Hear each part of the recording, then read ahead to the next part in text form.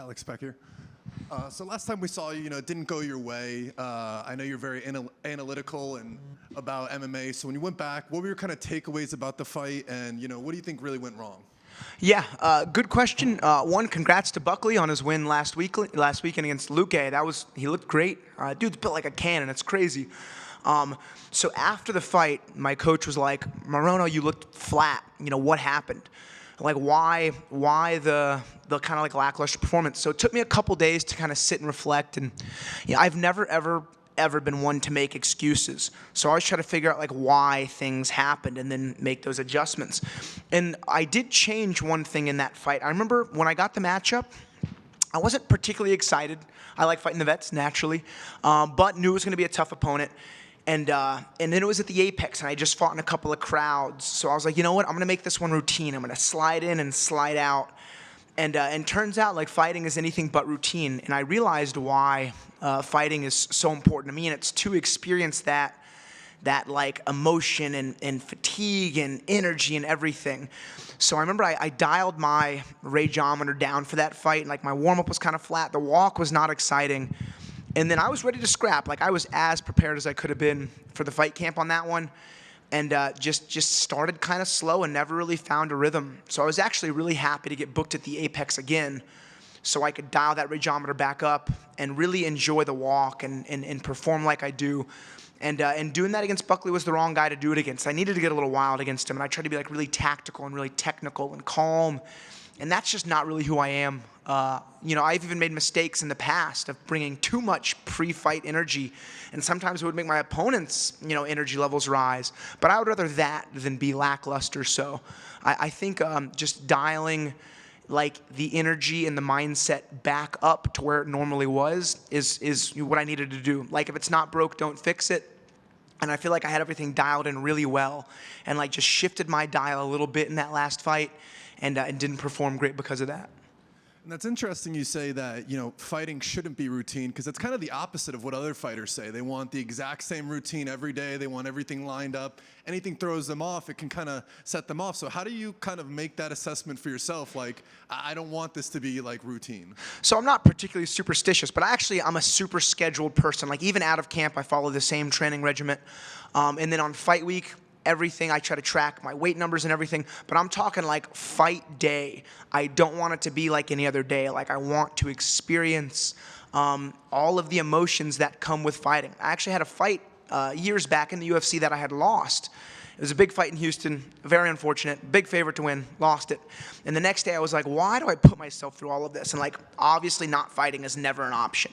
So I had to figure out like, why do I do it? It's not for fame, it's not for the money. It's for the experience to fight. It's the nerves, it's the excitement, it's like the serene rage you get to feel in the octagon. So once I understood that, it allowed me to tap into it. And like what I try to do is weaponize any nerves, like any emotions, try to weaponize them. They're there to keep you alive and make you feel sharp. Back before the UFC, I had one fight against a pretty tough opponent, and it's the only time I felt nothing. I stomached all of the nerves. And I lost. I had no caution. I was throwing down crazy, got clipped by a punch, not great. I fought after that, and it was arguably my least impressive opponent, but I had been more nervous than ever before, and I absolutely annihilated the guy. And then I learned everything, all the chemicals your brain's producing in this high stress scenario exists to have us thrive in these combat settings. So then I learned to embrace those nerves and weaponize the emotions, and it's been a strong tool ever since. And so you just said before that, you like fighting the veterans. Well, you got another one. McGee, what were you thinking when you got this matchup? And really, what do you expect when he gets in the octagon? Because, older veteran coming off a big surgery. Where do you really think he's at in his career? I always anticipate my opponents to be at their absolute best. I always expect them to be bigger and stronger than they really are. So once we're tied up in the octagon, there's no new, expectations. But, he's got more fights than me. It's funny, there's, of everyone on the card, he's got the most UFC fights. I have the second most. I think that's cool. I think between the two of us, it's like 43 UFC fights, which is awesome. I was surprised to get that name and very happy to fight a vet. I remember watching him on The Ultimate Fighter, and I've watched pretty much all of his fights since. And he's a gamer. You know, he's gone the distance with a lot of really high-level guys, and I'm expecting this fight to be gritty, and I do expect it to go all 3 rounds. So I'm looking to win every minute of this 15-minute fight. And, you know, besides your skills, what makes him beatable as a fighter? Without, you know, giving too much of your game plan, just in general, what makes him beatable? Man, honestly, he's got so much octagon time. That's a harder question to really analyze and answer than you'd think. But I've been giving this answer for the last 19 interviews, but like, I'm always gonna, you know, look for the KO. We're gonna grapple in this fight, of that I can guarantee. So like, a KO is a gold medal, a submission's a silver medal, and a decision's a bronze medal. So I'm just looking to get that gold for sure. And where are you at in your career, do you think? You know, because you've had so much experience, but still 33, so it's not like that 35 and older stat that they always throw out there. So where do you see yourself right now? Really in the middle of it all. You know, Court's 39. I'll be very grateful if I'm fighting in the UFC at 39. That would, you know, be another 20 fights, which is awesome. You know, so long as I can consistently win, I'll be fighting. My brother asks me all the time, he's like, how are you still, you know, encouraged to train? I am more excited about training and fighting now than ever before. So, I mean, I'm going to do this until the wheels fall off, and I really do feel like I'm at the peak. If I could fight more in a year, I would. Usually it's like every 5 months we get booked. Like, if you look at the welterweights, that's kind of the cycle. So, but that's why I take so many short notice fights, because if I can fight more, I would. I think I fought 3 times in a year for my maximum. I'd really like to make it 4 or even 5 in a year. That would be really cool. You know, you kind of just answered a little bit of this question, but just go a little bit more in depth. When you came into the UFC, you were young, hungry, you know, I want to feed my family. Now you kind of have a way out, right? Like, you coach, you have your gym. So has it been a little bit harder, just even a touch, to like get more motivated? No. Oddly enough, the motivation is more now than ever. I never fought for any reason other than enjoying the fight. I know that may seem crazy, but the money now is awesome. You know, I don't know how many contracts deep I am, but I'm super grateful for the UFC and the opportunities they've given me. And no, I mean, fighting is so much fun. I wake up, you know, I go to sleep excited every day to train and teach. And when I'm not fighting, I have a roster of guys fighting out of my gym, amateurs and pros. We have jiu-jitsu tournaments and competitions like every weekend. I mean, it's a great time for martial arts. And again, I'll be as active as possible for as long as I can. And so last question, you know, the top of the division's a touch of a mess right now, right? You got like Bilal Muhammad's waiting, but there's reports that there was 3 fights offered to Edward that weren't Muhammad. Who should Edwards fight next, and how do you kind of want to see your division play out for the rest of the year?